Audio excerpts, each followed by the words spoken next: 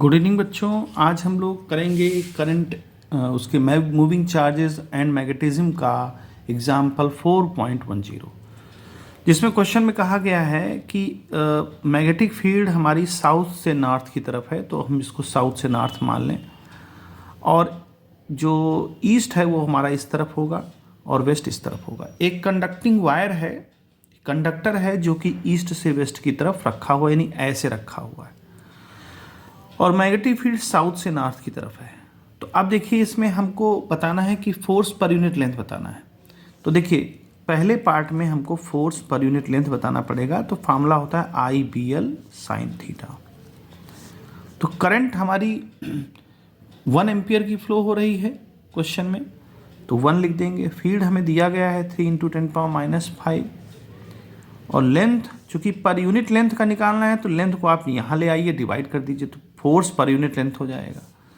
और एंगल अब यहाँ देखना है, sin 90 बनेगा। देखिए कैसे, करंट की डायरेक्शन इधर है और फील्ड उस तरफ है, यानी जो करंट, जो कंडक्टिंग वायर है उसकी लेंथ इधर है, करंट इधर फ्लो हो रही है, जिस तरफ लेंथ होगी उसी तरफ करंट फ्लो होगी, और फील्ड इस तरफ है, यानी दोनों के बीच में 90 डिग्री का एंगल बन रहा है। आप देख सकते हैं, बोथ मेकिंग 90 डिग्री एंगल इस तरह से।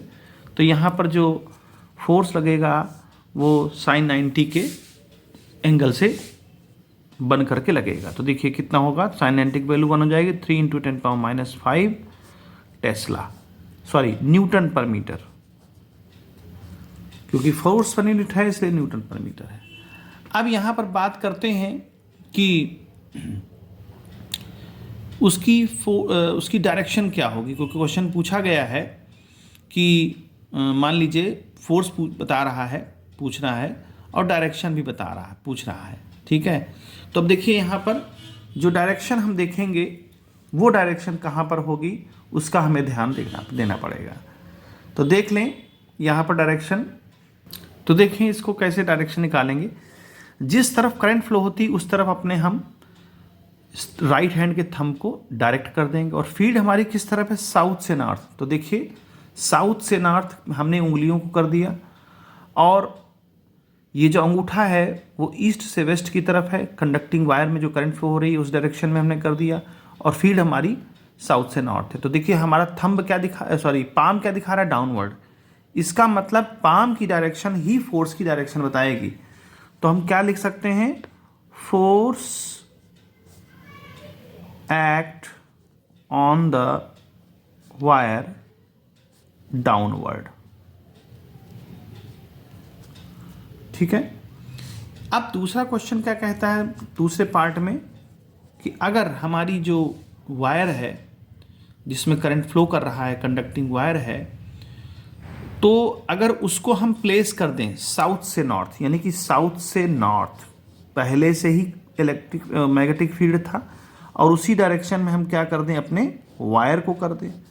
तो जब वायर को करेंगे तो देखिए ध्यान से, जब वायर को करेंगे तो इसके बीच में कितना एंगल बनेगा, जो इसका लेंथ है, लेंथ वेक्टर है, और फील्ड के बीच में कितना एंगल बनेगा, कोई एंगल नहीं बनेगा, थीटा 0 बन जाएगा।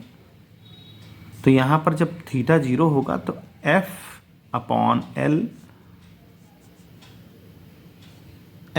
की करने की जरूरत ही नहीं पड़ेगी, मतलब पूरा जो फोर्स होगा आप यहाँ स्टेटमेंट में लिख सकते हैं कि angle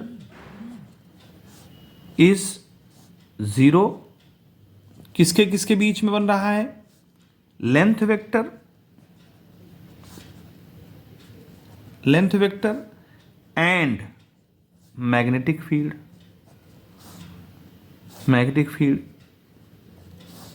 Therefore force will be 0। क्यों, क्योंकि sin 0 हो जाएगा, तो sin 0 की वैल्यू 0 होती है, तो यहाँ पर हमारा फोर्स उस पर काम नहीं करेगा। तो इस तरह से इस क्वेश्चन को सॉल्व कर सकते हैं।